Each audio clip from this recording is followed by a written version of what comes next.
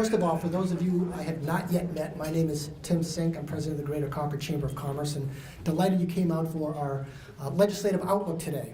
At this point, what we'll do is introduce both speakers, and then they will come up one at a time to make their presentation. And when they're finished, there should be some time left over for a little Q&A from the audience. So if you have questions, I encourage you to write them down and just call them out when we get to that section.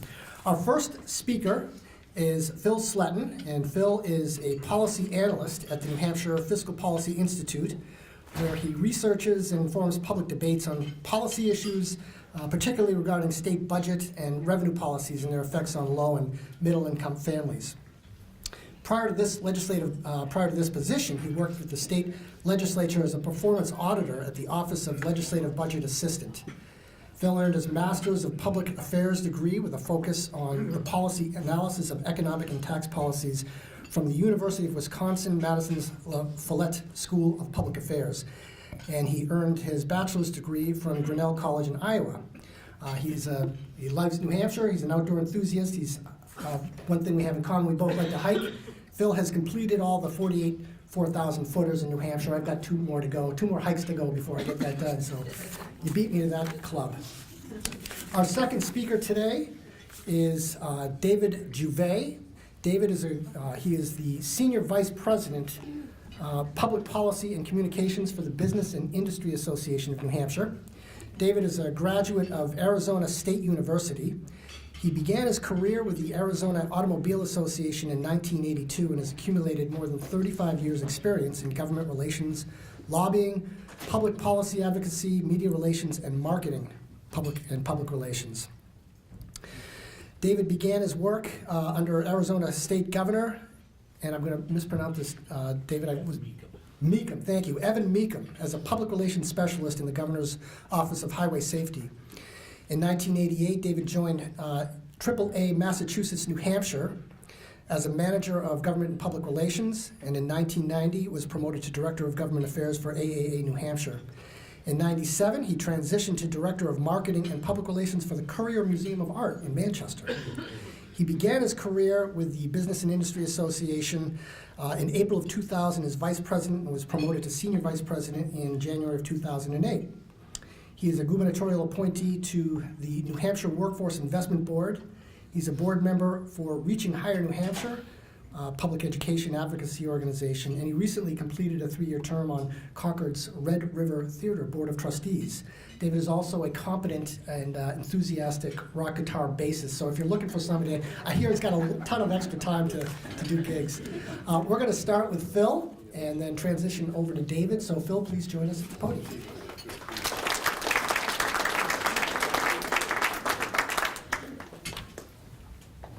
Thank you very much for your time this very early afternoon. Looking ahead to the 2017 legislative session, there are a lot of question marks. There are certainly question marks at the state level. There are really large question marks at the federal level. There are a lot of things that may happen at the federal level that could affect state policy in the near term, in this session, or in coming legislative sessions. We will likely see our legislators react to things that happen at the federal level. So there's a lot that you could speculate about if you wanted to, looking ahead to the legislative session. However, I'm going to try and focus on something relatively concrete, something that we can talk about the current environment and talk about a slice of what policies we could expect to see, and that is everyone's favorite topic, taxes, specifically business taxes. So I want to, let's see. Okay, no problem. So first I'm going to talk a little bit about the taxes, the business taxes and how they contribute to the state budget. Exactly what do business taxes mean for the state budget? Let me try it again. Oh, okay. She says that it's working, so. Let's take a look. You want me to give it another try? There we go. Okay. So first we'll take a look at state business taxes and what they mean to the state budget, and then I'll cover a couple other topics related to business taxes and a couple general tax topics in the state and revenues, and then take a little bit of a look at the surplus and where it actually sits right now, since that's been in the news recently. So first, zooming way out, when state legislators are deciding and figuring out how they're going to fund various items in the budget, they draw from a couple different what they call funds. And these funds come from a variety of different sources, but the one that I want to point you to in particular is the large blue one in the upper right on this slide. That is about 30%, a little north of 30%, federal funds. So when we talk about big question marks at the state level, note that at least in the budget, and there are some off-budget expenditures, but in the state budget, about 30% of the funds are identified as federal funds. The next largest slice is the general fund. That's the orange one. That's about 25% of the state budget. And when we talk about legislators discussing how they're going to spend money in the state budget, how they're going to allocate their priorities and resources, generally we're talking about what goes on in the general fund, because that's the easiest one, that's undedicated, it's the easiest one for legislators to move money around in. The gray one, I'll do this for the benefit of the folks back there. The gray one is other funds, so that's a whole bunch of little funds and fees and various other items that weren't big enough to show up. But the dark green one, that's the next largest chunk, is the Education Trust Fund. That's about 17%. The Education Trust Fund is there to make sure, or to be a vessel for the funds that we set aside to fund an adequate education in the state. However, as much as that sounds like a hard wall, there are two different funds. It's actually not. There are usually dollars at the end of each fiscal year that move from the general fund to the Education Trust Fund to balance it out, to make sure that we have enough money in there. So just to give you an idea of what some of the federal sources are, most of them have matching requirements, including the largest one, Medicaid. So the state needs to put forward some of its own funds to get dollars from the federal government. There are also transportation aid programs. There's various environmental programs. You have, water and air quality, for example. Education is a big one, and also some programs that are targeted at low-income families. Think of temporary assistance for needy families, food, and that sort of thing. On the right side of the screen, you'll see there's a list of taxes and various other revenue sources. Whenever we talk about those, which we will for the rest of the presentation, those are state taxes. So you talk about your statewide property tax, your business profits tax, business enterprise. These are collected by the state and generally put into the Education Trust Fund or the general fund in this distribution. So the upper right corner, you can see the largest chunk is the statewide property tax. That is about 16% of the money that goes into the general and education trust funds. So those are those two funds, the orange one and the dark green one that I was talking about earlier, that are 25 and 17% of the whole state budget. That is generally, that's generally what legislators debate over each legislative session. They can debate over other things, it's just harder to move those funds around. So these are the most fungible, if you will. And I want to note that the next largest chunk is the business profits tax. And if you combine that with the business enterprise tax, those two together, and some analysts do look at them together because there is a strong interaction between the two, you can use your business enterprise tax as a credit against the business profits tax. So looking at them together is not a bad idea. Those two together make up the largest source of revenue for the general and education trust funds in the state budget. So the state leans pretty heavily on business taxes. The other large chunks that you see there are the meals and rentals tax, which are what we pay when we go out to dinner, and the tobacco tax, think mostly cigarette sales at that point. So this table shows the important sources for each fund. The general fund is on the top, and it's blue. The education trust fund is highlighted in green, and the highway fund, just for your reference, is in yellow on the bottom. One of the things that I want to point out is that you'll see here that I have the business profits tax highlighted in orange and the business enterprise tax highlighted in blue. The important thing for those of you that can't see the text is that they're split between the two funds. So for example, during state fiscal year 2015, which is the last year the most recent year that we have audited numbers for, we're getting audited numbers for 2016 soon, the business profits tax rate was 8.5%. Of that, 7% goes to the general fund, and it's the most important source of revenue for the general fund. And then 1.5%, the remainder of it, goes to the education trust fund. The business enterprise tax is reversed. The business enterprise tax feeds both funds as well, but it's much more important for the education trust fund than the general fund. So remember that's important for later. There won't be a test, don't worry. The changes, and this is a quick snapshot of how taxes have changed over time in real terms. These are inflation-adjusted dollars looking at 3 years of these business taxes. There's 2007, which is before the recession was impacting us at all. Although the recession started a little bit earlier in New Hampshire, but 2007 was the pre-recession year. 2011, which is after the recession formally ended, but unemployment was still very high, tax revenues were still very low. And then 2015, which again is the most recent year for which we have final numbers. You can see in real terms, again, these are inflation-adjusted dollars, that we haven't quite recovered in either one of these taxes. You may have heard that business taxes brought in more money in 2016. Even if you account for that, it gets close to that complete U shape, but it's not quite. It still falls a little bit short if you adjust for inflation on both. So we aren't quite, at least if you look at 2016, what we think has come in so far, we aren't quite to where we were pre-recession.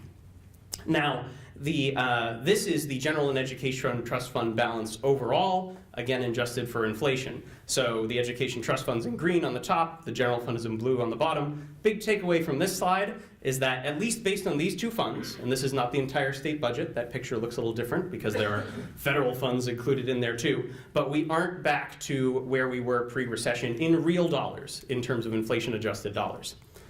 So that's what business taxes mean for the state. What do they mean for businesses in the state?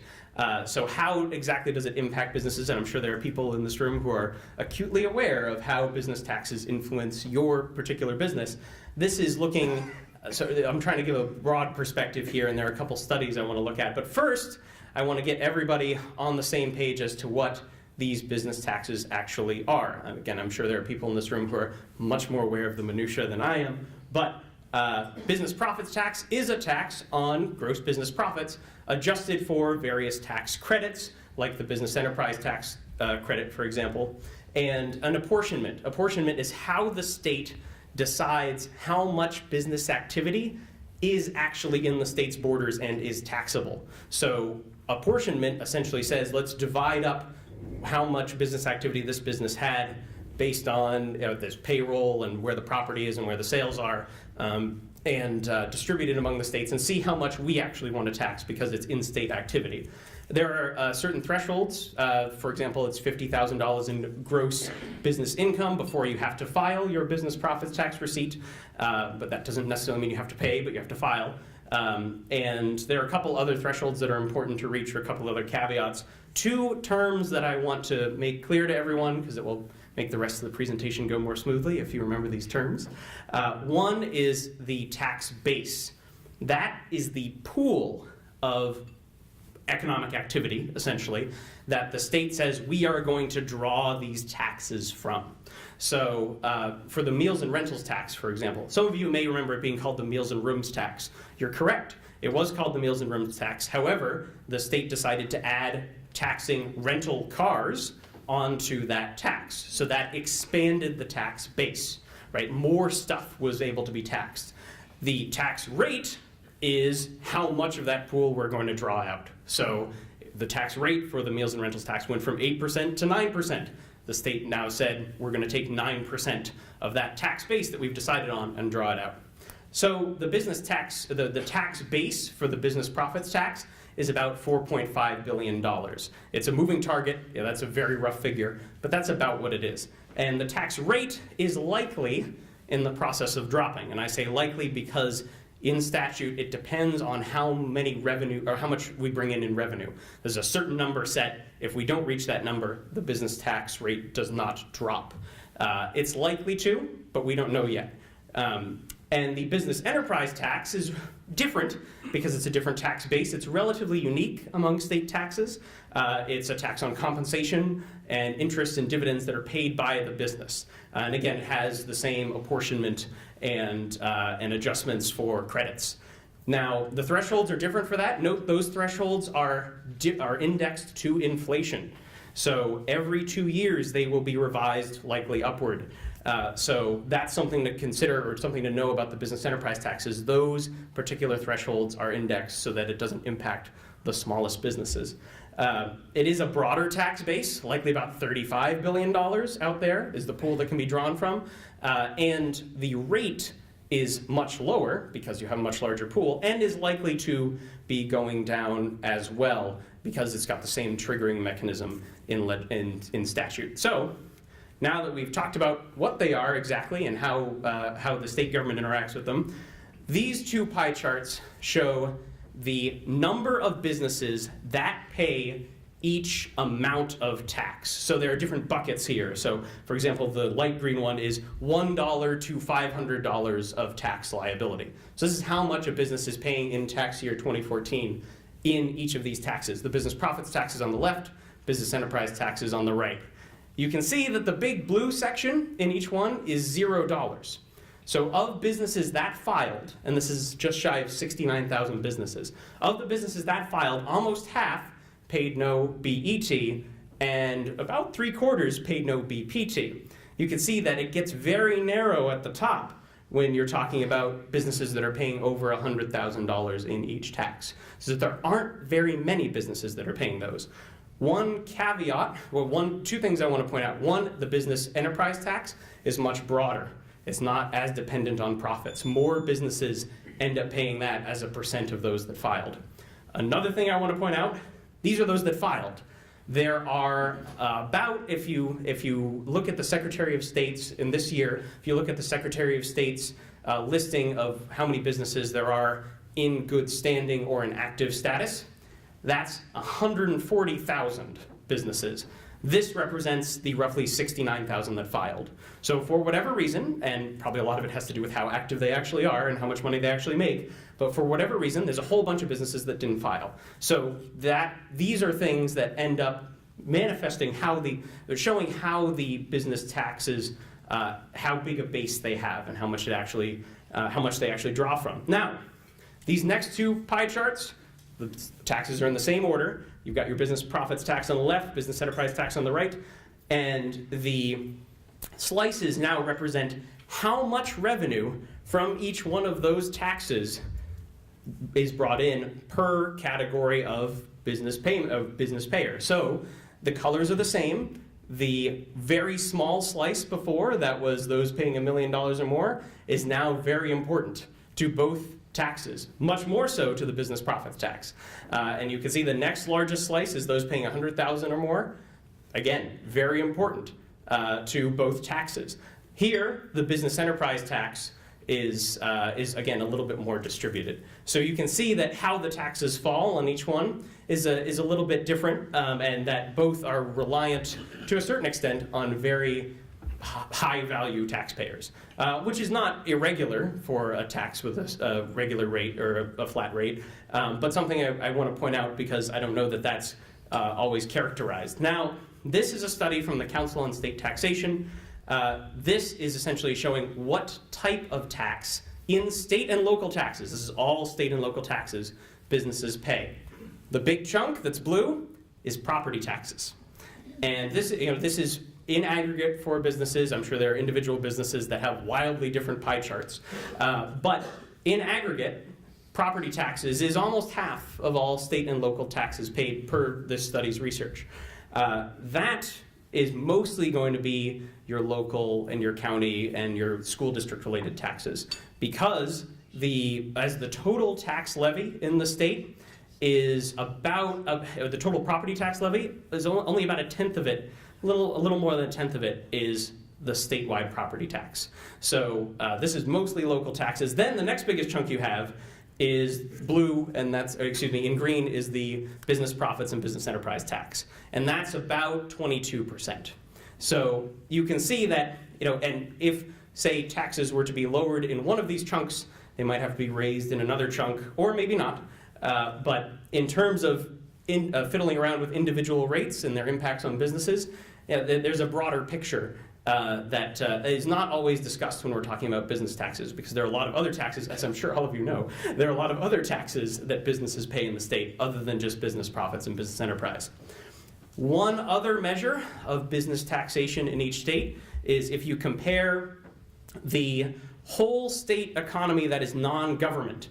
If you say, I'm going to take all of economic activity in a state that's not government activity and compare it to how much is paid in state and local taxes. So again, we're talking state and local here. New Hampshire is in green. The USA on average is in dark blue. Our other New England states are in light blue. New Hampshire's the 15th lowest in the country.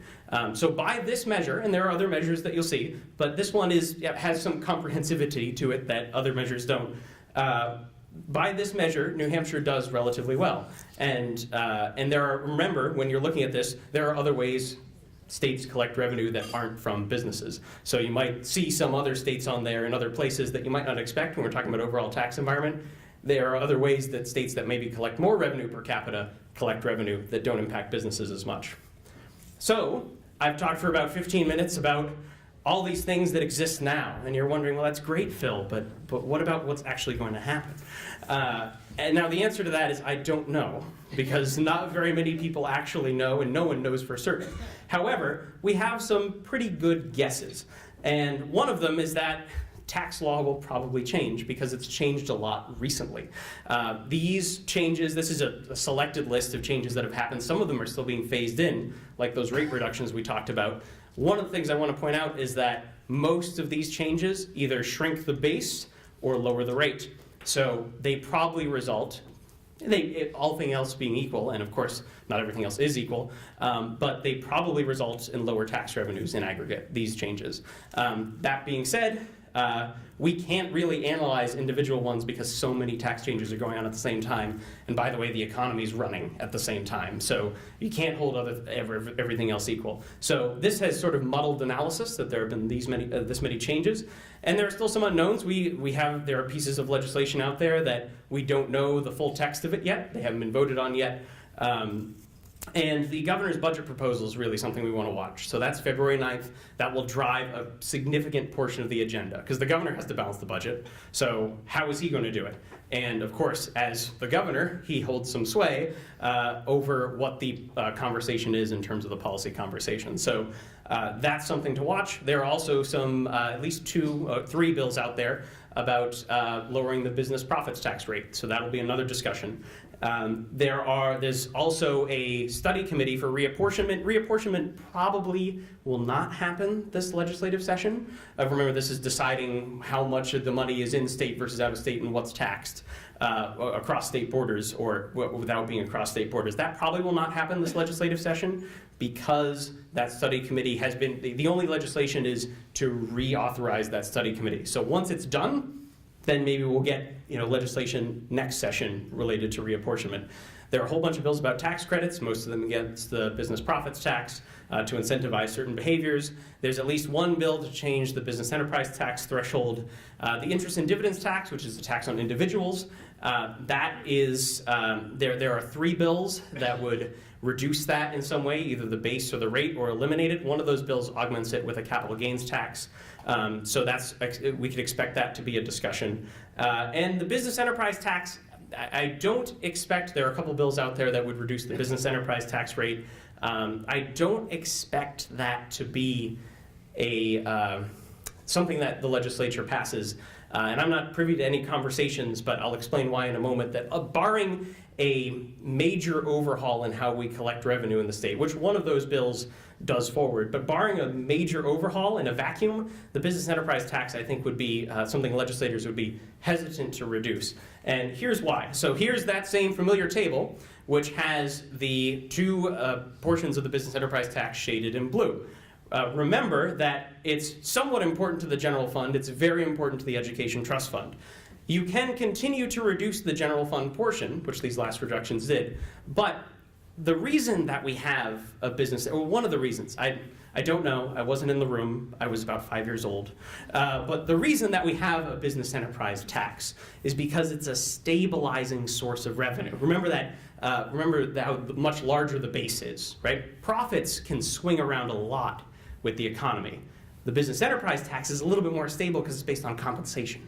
So the idea behind the business enterprise tax is it's a more stable source of revenue.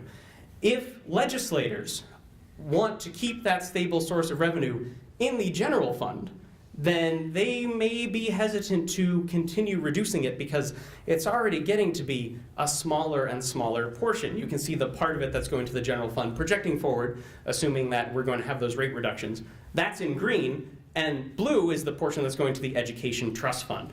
So either we're running low, legislators are running low on what goes to the general fund, or they're starting to cut into what goes into the education trust fund, which of course opens a whole new set of potential policy issues. There's a lot that goes into how much the education trust fund should have in it, but cutting into that may be a debate that some legislators may want to have, some may not.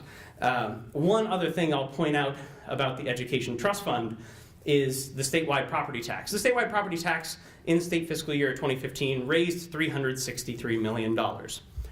That is not by accident. That is what it is set to raise in statute. It's supposed to raise $363 million. That number, that dollar figure, was put in statute in 2005. No adjustment for inflation, no changes for property values in the state or anything like that. So the actual value, how much stuff, how much education in this case, you can buy with that statewide property tax has gone down over time. Right now, if you wanted to buy as much education as you could in 2005 dollars with $363 million, it would cost about $446 2016 dollars. Conversely, if you wanted to buy the $363 million then, today in 2016 dollars would be about $296 million worth of education. So that is a declining revenue source. And as we hear these debates about stabilization grants and upward pressure on the education trust fund, towns wanting more, I don't think it's likely that legislators are going to want to eat into that too much, and especially considering we already have a declining revenue source in terms of real dollars, real value in the property tax. Now, we policy analysts are not as notorious as economists for saying we on the one hand, on the other hand. However, I'm going to give you an on the other hand, which is if you look at the data, if the business enterprise tax is supposed to be a stabilizing source of revenue, then we would expect that during the recession, it's going to be more important as a total of both those business taxes. Well, this graphic shows the business enterprise tax in green and the business profits tax in blue. The business enterprise tax has stayed as about the same portion of these two taxes over time, even through the recession. So, and just to be clear, the amount of business tax revenue that we received during the recession dropped dramatically. This is just the portion between these two taxes of the total. So you can see it stayed about steady. So perhaps that theory that the business enterprise tax is a stabilizing source doesn't hold as much water, at least based on the recent economic shocks we've had and how those two taxes compare. So I want to say one brief word about the surplus, because there's been a lot of discussion of the surplus recently. So relative to what we expected to get in the budget, we do have a surplus. The bar that has the orange piece at the top is state fiscal year 2016, what we expect. We don't know yet. Again, we don't have those audited numbers, but this is what we anticipate as of this point, that the portion of the bar that's orange is actually an upward revision. And then you can see how different taxes have contributed to that, what amounts to $130 million more than expected in the budget over fiscal year 2016. And 2017, which is the bar just to the right of the tallest one, is also running ahead, again, of what was expected in the budget. That being said, so another metric for what we're expecting is what's in the rainy day fund. The Revenue Stabilization Reserve Account is the formal name for it. We are anticipating that it's going up it's expected to go up. So if there isn't other spending, looking at the revenues we've brought in, we could say, look, it's expected to be higher. So going into fiscal year 2017, the estimate is $88.5 million with some money set aside for the rainy day fund. We might actually fill up the rainy day fund this next cycle. However, that's assuming that we don't spend anything beyond our budget. So that's the technical surplus, is what we brought in beyond what we expected in the budget. DHHS has told us that there's a $66 million potential deficit by the end of the year, that they are spending more than they expected in the budget by about that amount.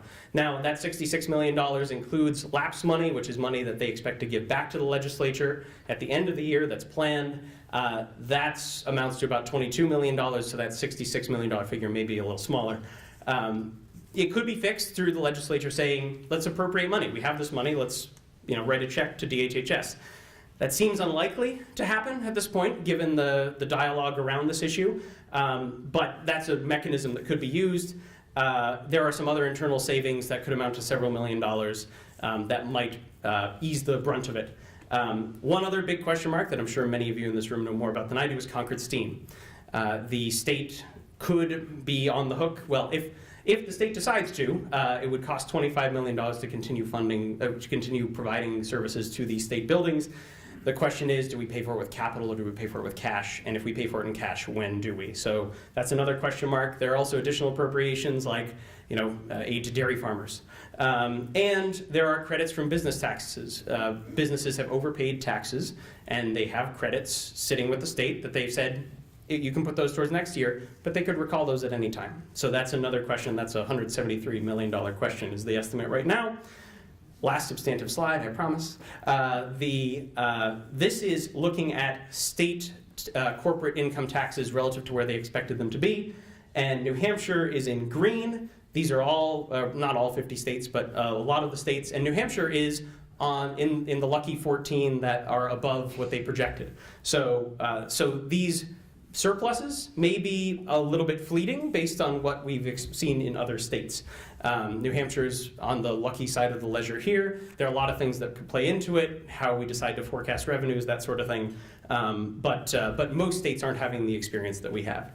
Thank you very much for your time. I appreciate it, and we'll yield the floor to Dave.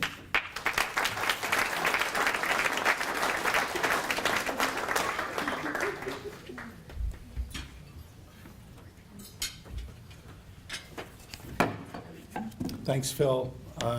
Thank you, Tim, for the invite.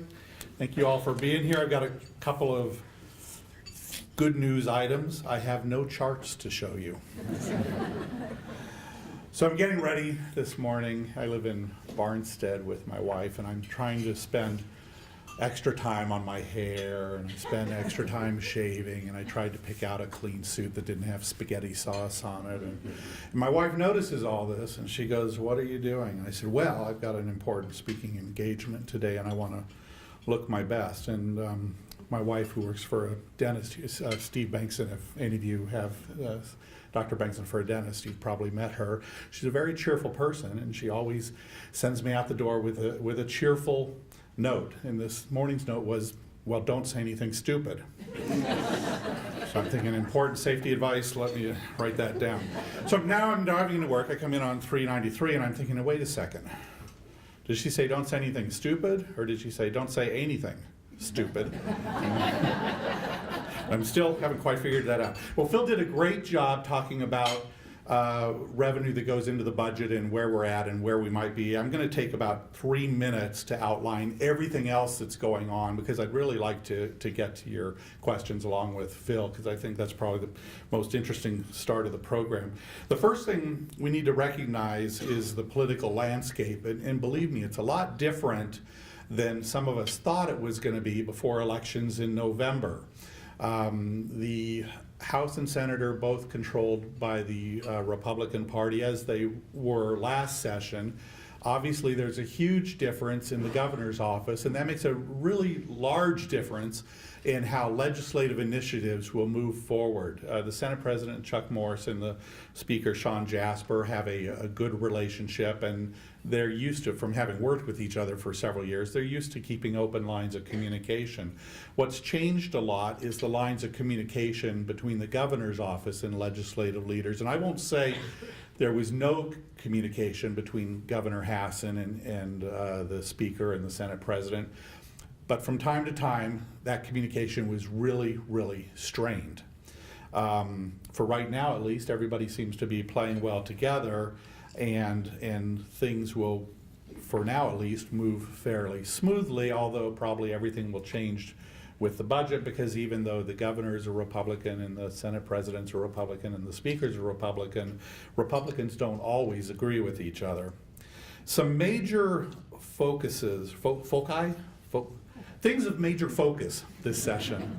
Some of them are controversial. One of them you'll hear a lot about is right to work, which is, for those of you who are unfamiliar with that phrase, it means that if you are an employee and you are in what's called a closed shop or a union shop, you are required, you will either be paying union dues if you're a union member, or required to pay what is sometimes called agency fees if you don't want to be a member of the union, and that's intended to reimburse the union for costs that they incur during the collective bargaining process.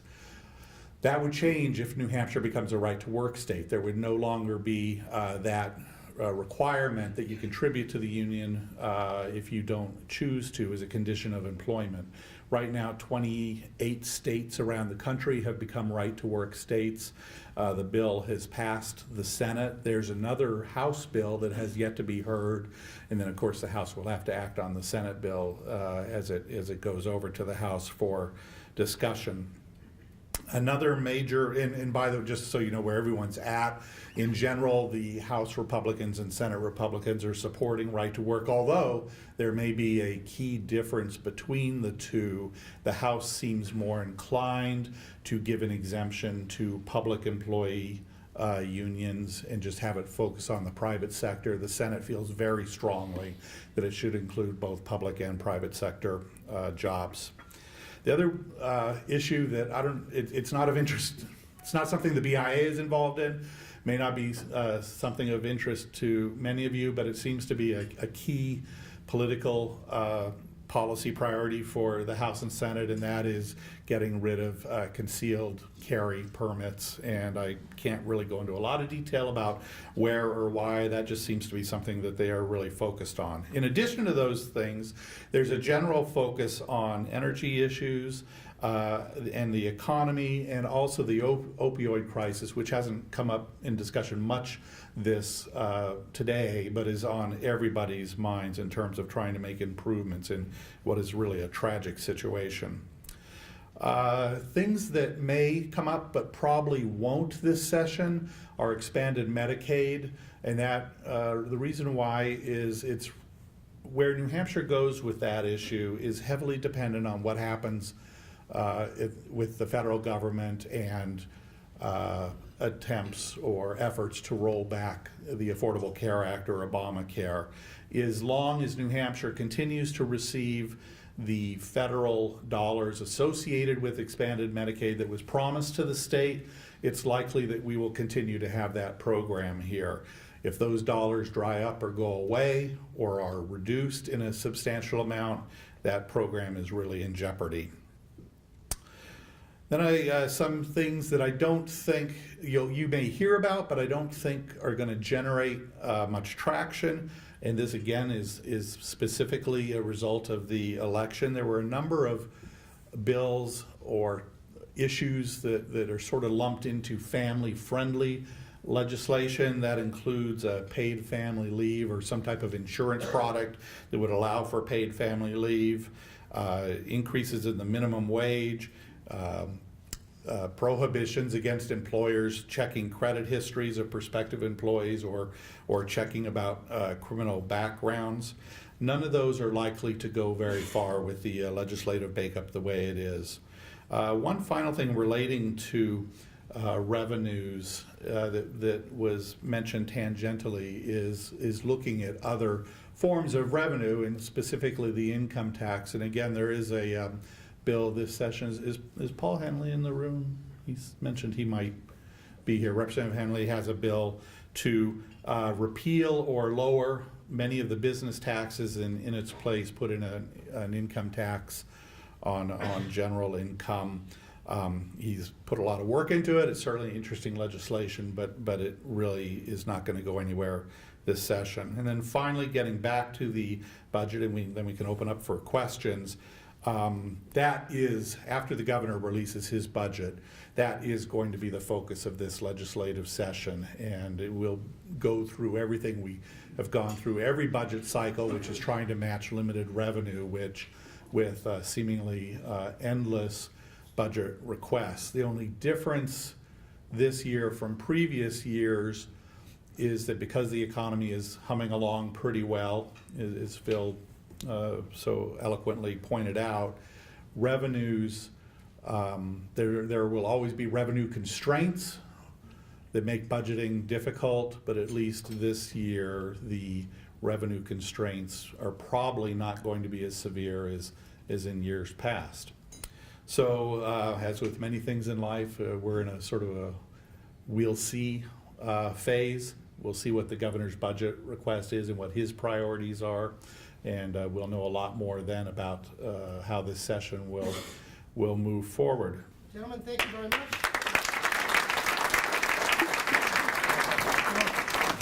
Thank you so much. Appreciate it.